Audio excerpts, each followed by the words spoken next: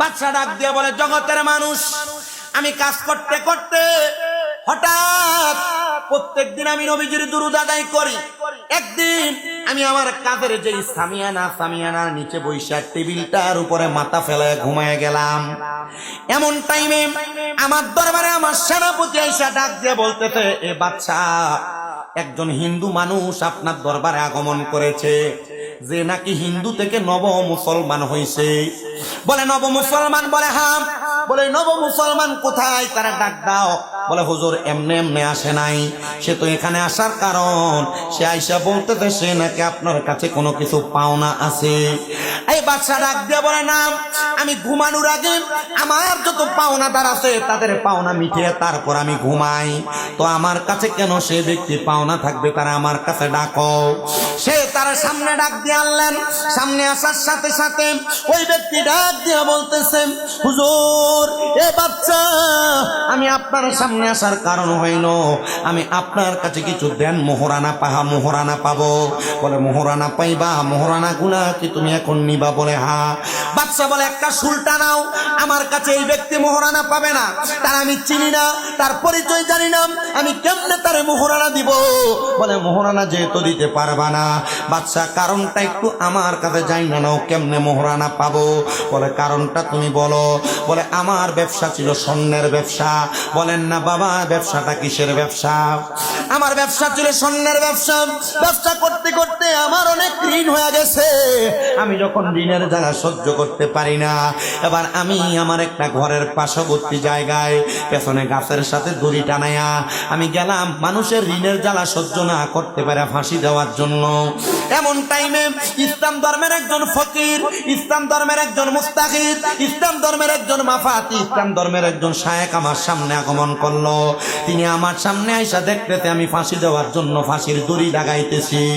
আমি তার সামনে দাঁড়াইলাম না, আমি ফাঁসি দেওয়ার চেষ্টা করলাম। ও ইসলাম ধর্মের আলেম আমার সামনে আইসা ফাঁসির দড়িটার সামনে আইসা আমার এইভাবে টান দিয়া ধরলেন, আমার ফাঁসির দড়িটা এইখানে নামাইলেন। আর জিজ্ঞাসা করে, ও হিন্দু সনাতন ধর্মী দাদা, তুমি কেন ফাঁসি দিতে যাও? বলে আমি ঋণের জ্বালা সহ্য করতে পারি না, বিদায় ফাঁসি দিতে যাই। বলে তুমি ফাঁসি দিও না, মনে করো না তোমার জীবনটা এখনো শেষ হয় নাই, তুমি নতুন করে আবার তোমার জীবনটা শুরু করো। এবার ওই ইসলাম ধর্মের শায়েখ আমারে বললেন, তুমি একটু তাড়াতাড়ি ইসলাম গ্রহণ করো। আমি তার কথা মোতাবেক ইসলাম ধর্ম গ্রহণ করলাম, কারণ সে আমার একটা আয়াত শোনাইছে, লা ইউকাল্লিফুল্লাহু নাফসান ইল্লা উসআহা। আল্লাহ কোরআনে বলে, আল্লাহ কারো সাধ্যের বাহিরে কোনো কিছু চাপিয়ে দেয় না। আমারে আল্লাহ তাআলা ঋণ দিয়া পরীক্ষা করতেছে হয়তো, এজন্য আমারে মুসলিম আলেম বলছে তুমি একটু কষ্ট করো, ইসলাম গ্রহণ করো, দেখবা তোমার ঋণের জ্বালা নিবারণ হয়ে গেছে। আল্লাহ তাআলার খাস বান্দা, তার কথা শুই না ওই বিধর্মী মানুষটা ইসলাম গ্রহণ করছে। ইসলাম ধর্ম গ্রহণ কইরা ওই আলেম বলছে, বাবা আপনার কাছে আমার নসিহত, আপনি 5 ওয়াক্ত নামাজ পড়বেন। ওই ওয়াক্ত 5 ওয়াক্ত নামাজ পড়বেন, তবে 5 ওয়াক্তর পাশাপাশি 1 ওয়াক্ত বেশি পড়বেন। বলে হুজুর 1 ওয়াক্ত বেশি কোনটা? যেটা মক্কায় আর মদিনায় পড়ে তাহাজ্জুদের সালাত, মারহাবা পড়েন। আমি তাহাজ্জুদের নামাজ আদায় করার জন্য দাঁড়ায় গেলাম। আমি তাহাজ্জুদ নামাজ পড়ি, একদিন 2 দিন 3 দিন করে আমি যখন তাহাজ্জুদের নামাজ পড়লাম, 3 দিনের দিন তাহাজ্জুদ নামাজের মুসল্লা আমি কান্না করতে লাগলাম।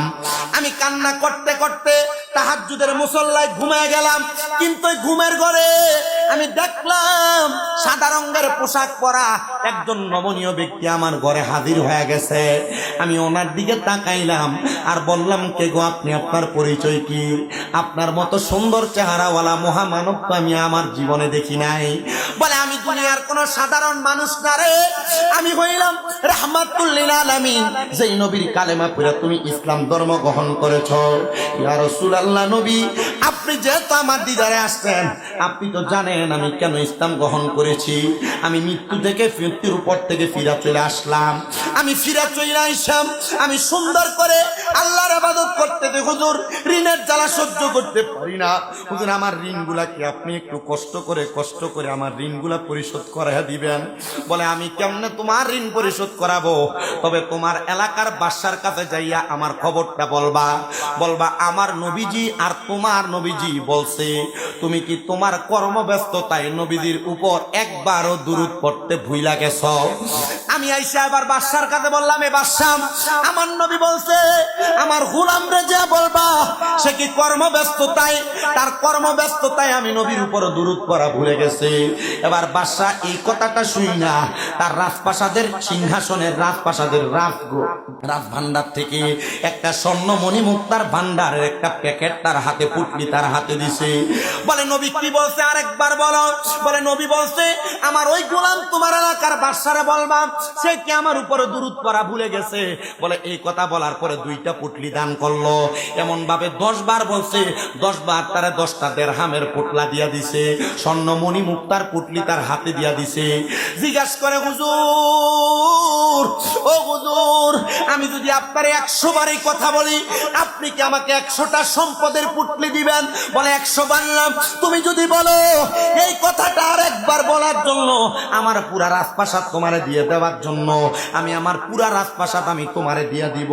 তবে আরেকবার বলো কি আমার নবী তোমারে কি বলছে? বলে আমার নবী বলছে আমার গোলাম রে দেয়া বলবা আমার গোলাম আমার প্রেমিক সে কি আমার প্রতি কর্মব্যস্ততার কারণে দুরূদ পড়া ভুলে গেছে। আহারে ওই বাদশার সাথে সাথে সাদ্দার মধ্যে পড়ে গেছে। বাদশা ডাক দিয়া কই, এ জগৎবাসী, আমি প্রত্যেকদিন আমার বাদশার দায়িত্ব শেষ কইরা আমি ঘুমানোর আগে আমার রহমতের নবীর উপরে একবার হইল বারবার হইল দুরূদ শরীফ পড়া ঘুমাই। কিন্তু ওই দিন এমন কর্ম করেছি কাজ করতে করতে আমার শরীরটা ক্লান্ত হওয়াতে আমি আমার বিছানার মধ্যে একটু ঘুমায় গেছি, আমার কর্মের টেবিলের মধ্যে ঘুমায় গেছি, আমি আমার নবীর উপর দুরূদ পড়তে পারি নাই। আরে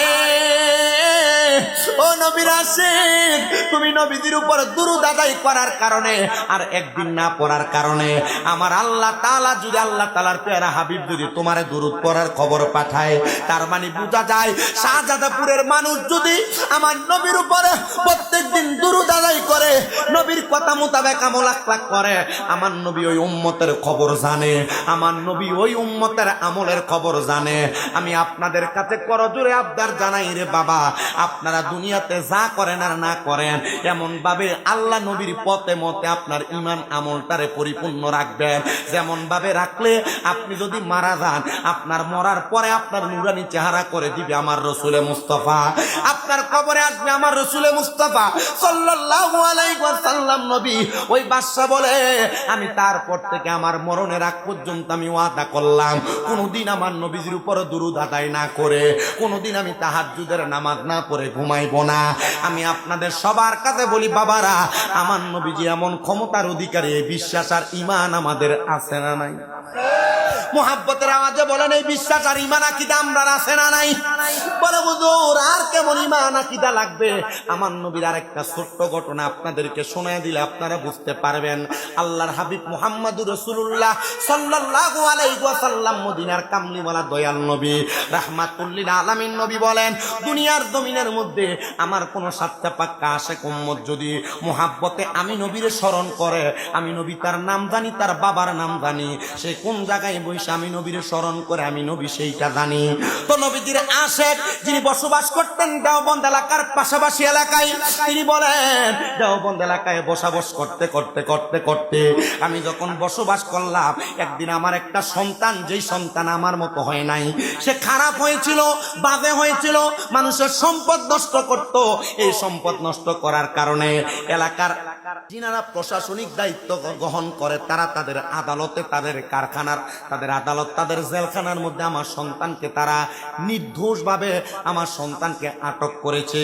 এলাকাতে যদি কোনো অকারেন্স হয়, খারাপ কাম হয়, এলাকার যেই লোকগুলা বাজে বাজে দেখবেন মাঝে মাঝে এই লোক ওই কাজে জড়িত না থাকলে মাঝে মাঝে এইটারও অ্যারেস্ট করে না, কারণ এটারে ধরলে নি বাহিনী শক্তি পাইবে না। আমার সন্তানটাকে অ্যারেস্ট করেছে, জেলখানায় নিছে।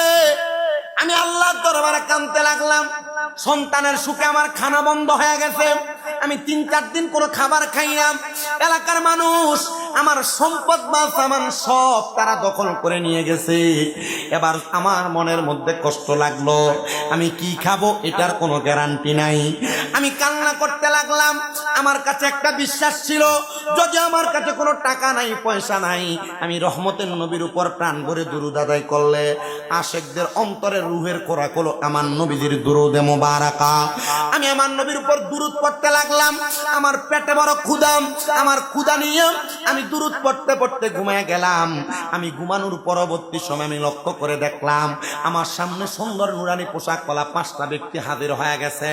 এর মধ্যে সামনে যিনি, তিনার নাম হলো হযরতে সিদ্দিক আকবর রাদিয়াল্লাহু তাআলা আনহু, ডানে যিনি হযরত ওমর ফারুক রাদিয়াল্লাহু তাআলা আনহু, বামে যিনি হযরত ওসমান বিন নূরাইন রাদিয়াল্লাহু আনহু, পেছনে যিনি তিনি হলো হযরতে আলী ইবনে আবি তালিব রাদিয়াল্লাহু তাআলা আনহু, আর মাঝখানে যিনি তিনি হলো মুহাম্মাদুর রাসূলুল্লাহ সাল্লাল্লাহু আলাইহি ওয়াসাল্লাম, আমার রাহমাতুল লিল আলামিন নবী।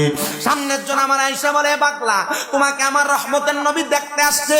ইয়া রাসূলুল্লাহ, কেন আপনি দেখতে আসছেন? বলে, তুমি আমি নবীকে স্মরণ করতে করতে ঘুমিয়ে গেছো, আর আমি নবী তোমারে স্মরণ করব না, দেখবো না, এটা হইতে পারে না।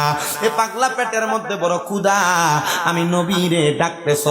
আমার নবীজির সাথে সাথে নবী রাজকান মুবারকের ভিতর থেকে একটা খেজুর বাইর করে তারে দিলেন আহার করার জন্য। সে বলে, আমি খেজুর খাইতে খাইতে হঠাৎ করে আমার ঘুমটা ভেঙে গেছে। আমি ঘুম থেকে জাগ্রত হইয়া দেখলাম আমার মুখে খেজুরের বিচিটা এখনো আছে। তার মানে আমি আমার নবীকে স্বপ্ন দেখি নাই রে, শুধু স্বপ্ন দেখি নাই, নবী স্বপ্নে আসা মানে আমার নবীজির দিদার আমি সরাসরি লাভ করা। ধরে বলেন সুবহানাল্লাহ। আমি স্বপ্নটা ভাঙ্গার পরে ঘুম থেকে জাগ্রত হওয়ার পর দেখলাম কে জানি আমার ঘরের দরজার মধ্যে আওয়াজ দেয়। ঘরের দরজার সামনে যাইয়া আমি যখন দরজা খুললাম, আমি দেখলাম আমার সন্তান আমার ঘরের দরজায় দাঁড়ানো। আমার সন্তানকে জিজ্ঞাসা করলাম, এর সন্তান, তোমার এত ছাড়ার কথা না, জেলখানার মধ্যে তুমি বন্দী, তুমি কেন ছাড়া পাইলা, কেমনে ছাড়া পাইলা? সন্তান কয়, বাবা জানি না। বলে, চলো তোমারে বাদশার কাছে নিয়ে যাই। বাদশার কাছে যখন নিয়ে গেছে, ও বাদশা, আপনি আমার সন্তানকে তো ছাড়ার কথা না, আমার সন্তানকে তো জেলখানায় বন্দী করে রাখছেন, আমার সন্তানকে আপনি কেন এখন ছেড়ে দিলেন? বাদশা ডাক দিয়ে কয়, তুমি কে? এই সন্তানের বাবা। বলে, হ্যাঁ। বলে, তুমি আগে আমার সামনে আসো, আমি আমার বাদশাই সিটটা ছেড়ে দিলাম। সন্তানের বাবাকে বাদশার নিজের সিটে আসনে বসাইছে। এ বাদশা, তুমি কি পাগল হয়ে গেলা? বাদশাই সিটটা তুমি আমারে দিয়া দিলা। বলে, না, আমি পাগল হই নাই। আমার নূরের নবী গতকালকে রাত্রবেলা আমার ঘুমের ঘরে স্বপ্নে বলছে, আমি নবীর একজন পাগল, আমি নবীর একজন প্রেমিক, তার সন্তানের জন্য টেনশন করতে করতে আমি নবীর প্রতি দুরূদ পড়তে পড়তে ঘুমায়া গেছে।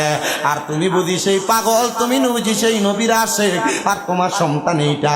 আমি যখন খবর পাইলাম এটাই তোমার সন্তান, নবীর আশিকের সন্তান মনে করে আমি তোমার সন্তানকে মাফ করে দিছি। এ মুসলমান ইমামদার, এ নবীর উম্মতের দল, বাগবাড়ি নূরে মুস্তাফা সাল্লাল্লাহু আলাইহি ওয়াসাল্লাম যুব সংগঠনের যুবকেরা নবীর মাহফিল তারা সাজাইছে। নবীর প্রেমের বাগান তারা প্রতি বছর সাজায়। 10 বছর হয়ে গেছে জান্নাতের বাগান হয়। আমরা বিশ্বাস করি আজকের মাহফিলে যারা 1 টাকা থেকে শুরু করে লাখ টাকা পর্যন্ত সহযোগিতা করতেছে, নবীর মাহফিলের মহাব্বতে আল্লাহ তাআলা তাদের মা বাপরে মাফ করে দিছে। নবীর মাহফিলের মহাব্বতে আল্লাহ তাআলা লজ্জা নাই, শরম নাই, আবার এর পক্ষের লোকেরা এর পক্ষেই দালালি করে। এই দালালেরা সাবধান হয়ে যাও। আল্লাহর কোরআন রাসূলের পাকের ইজ্জতের চাদর ধরে টানাটানি করলে তোমাদের জিহ্বা বাংলার মুসলমান ছিঁড়া লাগবে না। আল্লাহ তোমাদের মরণের সময় জিহ্বায় কামড় দিয়ে মারবে, জিহ্বায় কামড় দিয়ে মারবে, জিহ্বায় কামড় দিয়ে মারবে। ডান হাত তুলে বলেন ঠিক না বেঠিক? ইমানের ব্যাপারে সতর্ক। আমরা আজকের এই বিবাড়িয়া জেলার অন্তর্গত সরাইল থানা থেকে আমরা বাংলাদেশের প্রধান উপদেষ্টা অথবা বাংলাদেশের নির্বাচন পরবর্তী যে সরকার আসবে, এই সরকার পক্ষ থেকে একটা দাবি আজকে শাহজাদাপুর থেকে জানাইতে চাই।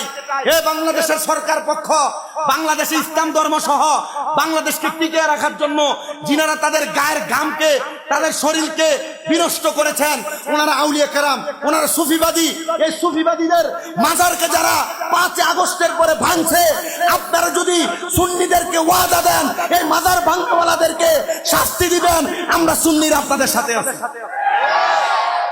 কোন যে হেতারারও তেল মারবেন, আমরারও তেল মারবেন, আপনারা বুড়ি আঙ্গুল আপনারা বিষয় না ইমান, ইমানের বিষয়ে কথা বললে কত মানুষের নাম ধরে কথা কোয়া লাগবে। একটু কইছে আলহামদুলিল্লাহ থাকেন, আপনারা বুঝছেন না কিটা কইছি? আমি জানি আপনারা বুঝছেন, বুঝার মানুষে, কারণ প্রত্যেক দিনই তো শোনেন। কয়েকটা মাহফিল হইছে না এলাকাতে এই 1.5-2 মাসে, অনেকটা হয়ে গেছে। আপনারা এইসব বিষয় জানেন।